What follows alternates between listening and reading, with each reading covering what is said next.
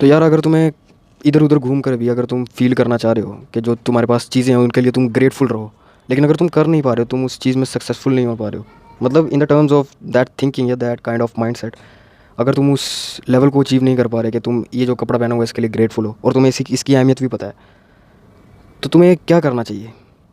तुम इस चीज़ के लिए हमेशा के लिए ग्रेटफुल कैसे रह सकते हो, उसे तुम्हें काफ़ी ज़्यादा अलग नज़रिए से देखना पड़ेगा। इज़ दैट तुम्हें उस चीज़ को किस तरीके से देखना पड़ेगा?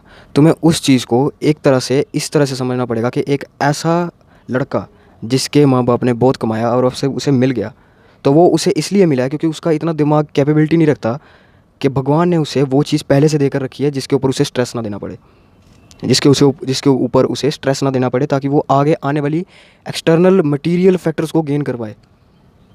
अगर एक ऐसा आदमी जिसका दिमाग एकदम नील है, तो वो अगर मनी पर स्ट्रेस देता रहेगा, उसे वो कभी नहीं मिलने वाली।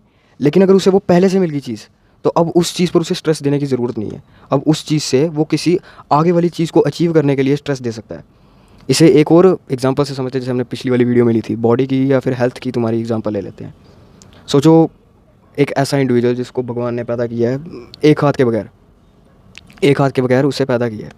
तो अब उसकी जो प्रायोरिटी होगी ना, उसका जो टॉप डिज़ायर होएगा, वो ये नहीं होगा कि मैं इतना कमा लूँ, मैं इतना सक्सेसफुल हो जाऊँ, मैं इतना रिच हो जाऊँ, मेरा इतना स्टेटस होना चाहिए, दबदबा, डेटिंग लाइफ, ये सब चीज़ें उसकी टॉप प्रायोरिटी नहीं होगी।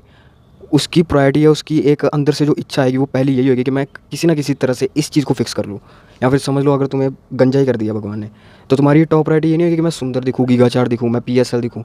तुम बस कहोगे भाई इसको किसी ना किसी तरीके से फिक्स कर लूँ मैं।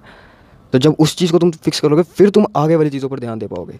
तो कहीं ना कहीं तुम्हें ग्रेटफुल रहना चाहिए कि तो इन चीज़ों को या फिर इस चीज़ों को तुम्हें फिक्स करने की ज़रूरत ही नहीं है।